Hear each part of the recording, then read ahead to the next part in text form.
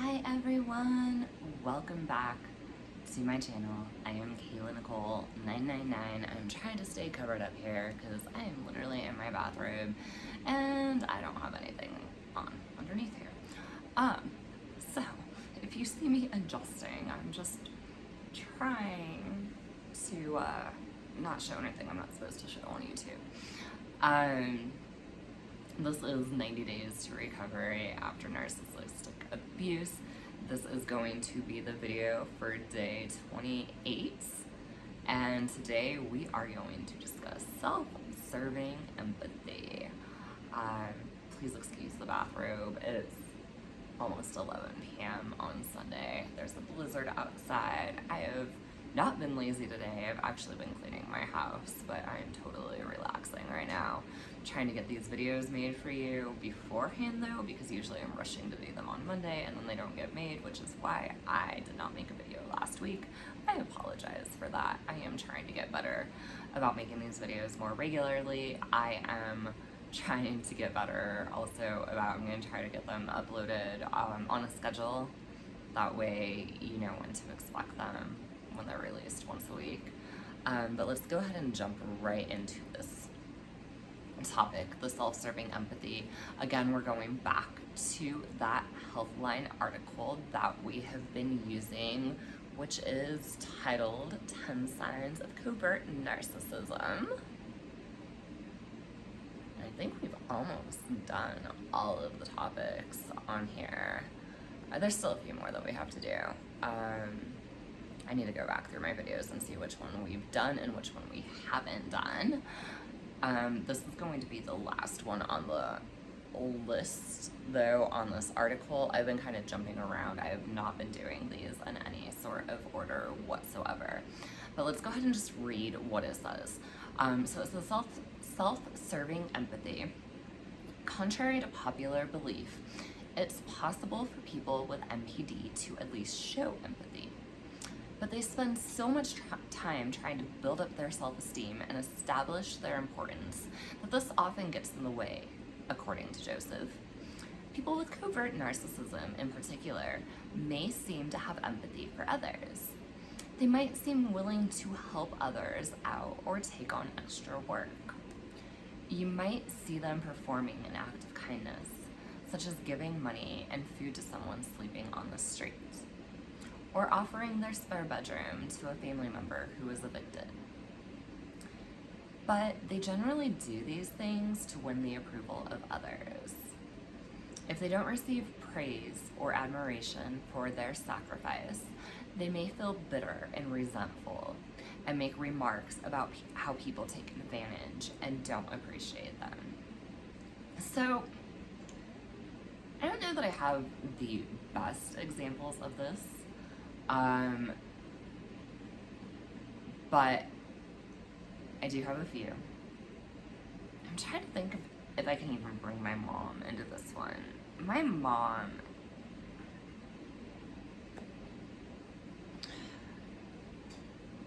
is very narcissistic towards me,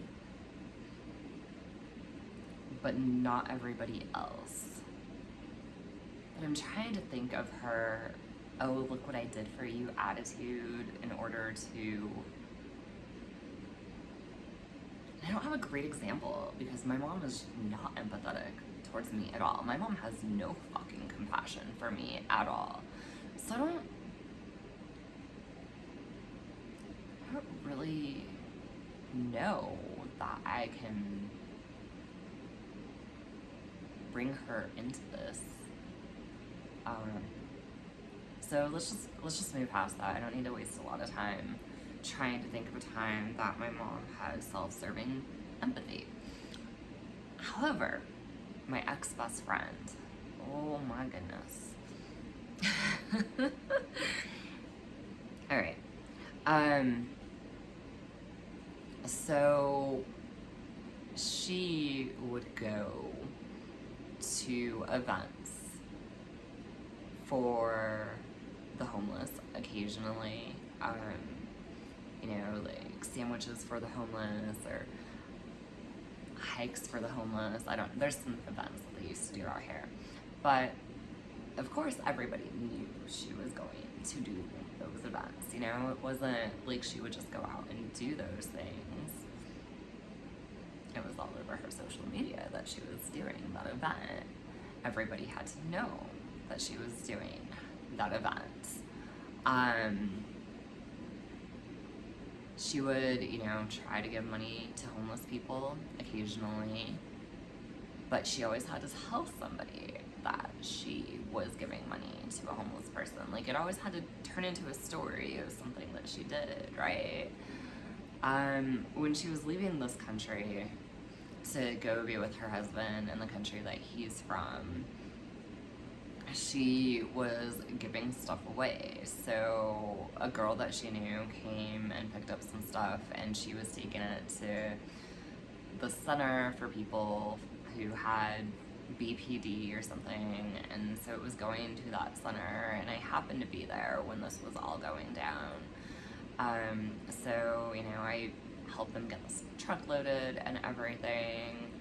And then, of course, my ex-best friend at the end had to take a picture and post the picture of me and the other girl and thank us for her help, for our help in getting the stuff, you know, distributed so it could go to this charity or wherever it was being taken to. You know, it had to be like a big deal. That, oh, look what I did. I just gave away all of my personal belongings. I'm such a great person. Tell me what a great person I am. Is basically what she was doing. Also, before she left, I was having a problem.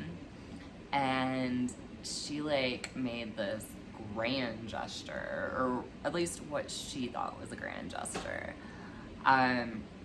Anyway, so I was losing my place to live.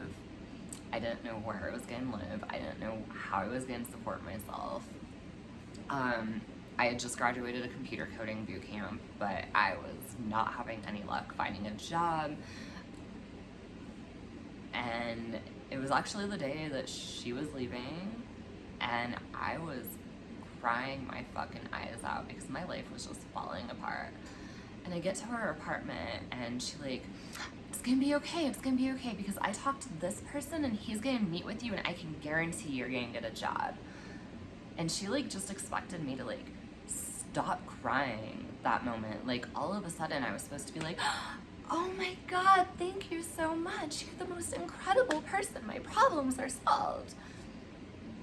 But emotions don't work like that. And me being a very logical person, I knew that just because she was going to have this person talk to me, it didn't mean that I was going to get a job. You don't get a job just from knowing a person. So I was still upset, I was still emotional, and you could tell that she was really, really irritated that I, you know, didn't all of a sudden just stop crying and think my life was going to be perfect and like give her this big hug and be like, oh my gosh, you're the most amazing person in the world, you know? She would do this shit a lot, honestly. And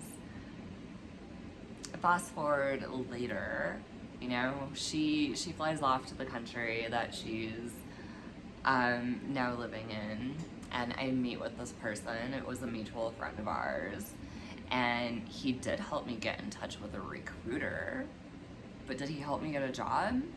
No, because he had no ability to actually get me a job.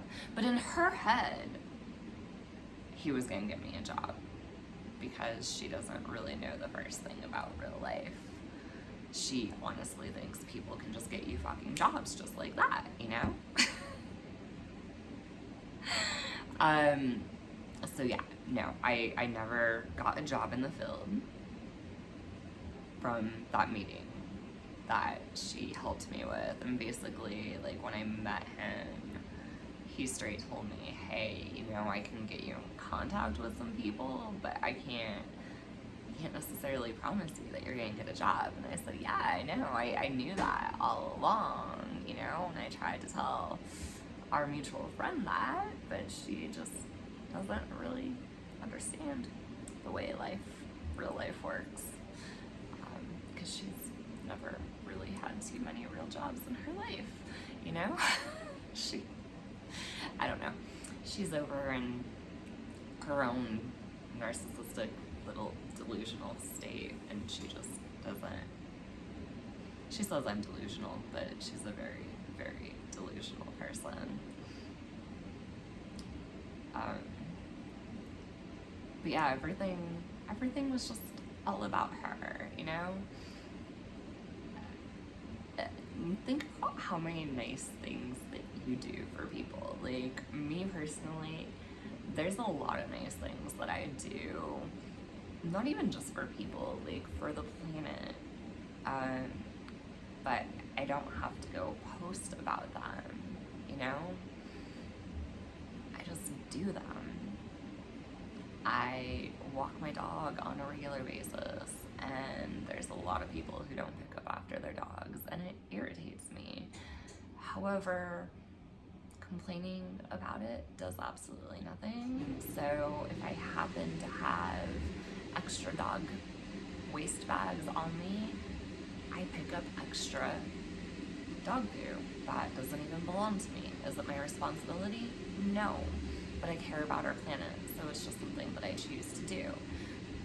But do I go make a big deal about it and post all over social media every time I do it? No. I've made a few posts here and there just as a, hey, dog owners, do the responsible thing and pick up after your dog sort of thing, you know? Because people need to stop being so fucking lazy. If you want to own a dog, you need to pick up your dog shit. I pick up my dog shit every single day. It's part of dog ownership, you know? If you have a baby, are you just going to let the baby shit all over the place and not clean up after it? No, you would throw that diaper in the trash. So if you can throw a child's diaper in the trash, why is it too much to ask to bend over, put a bag over your hand, and pick up your dog shit? Like, it's pure laziness is what it is. It's pure laziness and it's pure selfishness. You know, I don't even like talking about the stuff that I do, but I give money to homeless people when I have it. I don't usually have cash on me, but if I happen to have a few dollars on me, yeah, I'll give it to them, because what am I really gonna do with that few dollars? Like, even if I'm broke, is that few dollars going to buy me anything beneficial? Is it going to save me from not going homeless? Or, you know, no, not really. So if I have a $5, yeah, I'm gonna throw them a $5, but I don't need to post about it or tell people that I do it. It's just something that I do. When I'm out walking my dog, I don't just pick up his dog poo and other people's dog poo when I'm able to. I also pick up trash, and it's something that I continue doing through COVID. I'm personally not scared of catching COVID, especially not off of, you know, pieces of paper or plastic or whatever that I find on the ground. I was a delivery driver. I was handling a ridiculous amount of boxes that were in a warehouse that had a lot of people who were testing positive for COVID in that warehouse. Did I catch COVID off of handling those boxes? No. So yeah, I still make an effort to like pick up trash on the ground, but I just don't feel the need to post about it every time I do it.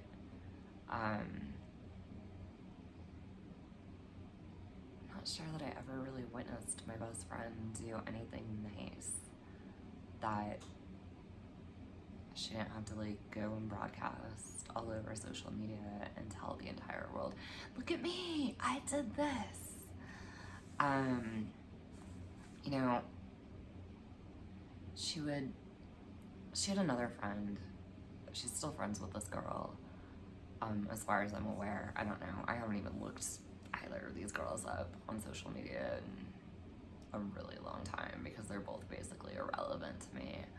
But anyway, that friend's mom was dying. And my ex-best friend was trying to be there for that girl.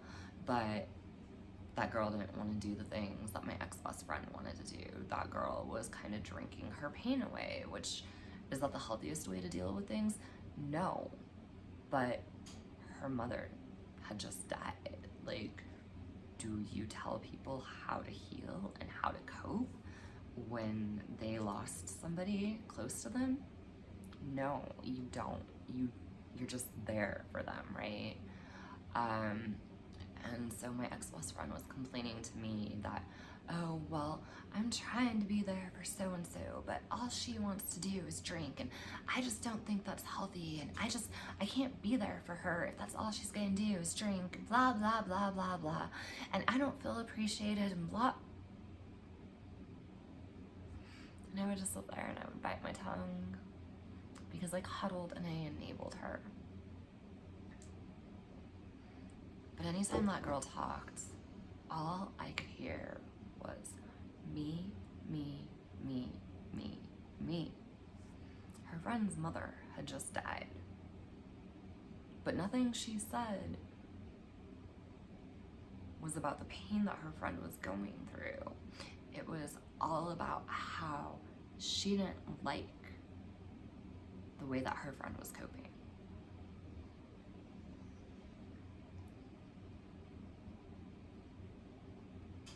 And it's a perfect example of self-serving empathy, right? So I'm going to close on this topic. Go ahead and end this video. Thank you so much for joining me once again. Please, please, please be sure to subscribe to me. Hit that little bell if you want to be notified anytime I release a new video. Trying to think of what we are doing next week, but I don't want to say something and then go back and find out that I already did that one. So I think I know which ones I have done and which ones I haven't done. Actually, there's quite a few that I haven't done on here. I think we still have about half the list left to go. But as always, I'll come back and add in the description what we're going to be discussing next week instead of deciding right now, because then that way it will give me a chance to look through my other videos and I can tell for sure. I can just, check off all of the ones on the list that I've already done. I'm still really too busy to get those videos, the video links that I said I'm going to link to. Just because, like I said, unless it's an Angie Atkinson video, I have to actually watch the video to make sure, I trust Angie. I trust everything that she says about narcissism. I've watched enough of her videos. I did find a new YouTuber. She is a psychologist. I want to say she's a psychologist. I hesitate because she may be a psychiatrist, but I think she's a psychologist. Anyway, she has some great videos on narcissism. I don't necessarily know if any of her videos will go with any of the topics that I'm looking for, but maybe I can start going through her videos. I am just so busy trying to get my life together, you guys, but I promise you I will catch up eventually. I just have so much to catch up on, so thank you so much for being patient with me. And I'm going to leave you with that. As always, if you want to talk about any of your experiences with narcissists in your life, please be sure to drop a comment. Feel free to talk to me, you guys. Don't be scared to talk to me. I am happy to talk to anyone in the comment section of my videos, as long as the comments are polite. You don't have to agree with me on everything. In fact, I encourage people to disagree with me. However, when you disagree with me, keep it polite. That's all I ask. All right, guys, thank you so much. I hope you all have a wonderful week. Thank you so much for joining me, and I will see you guys again next week. Bye-bye.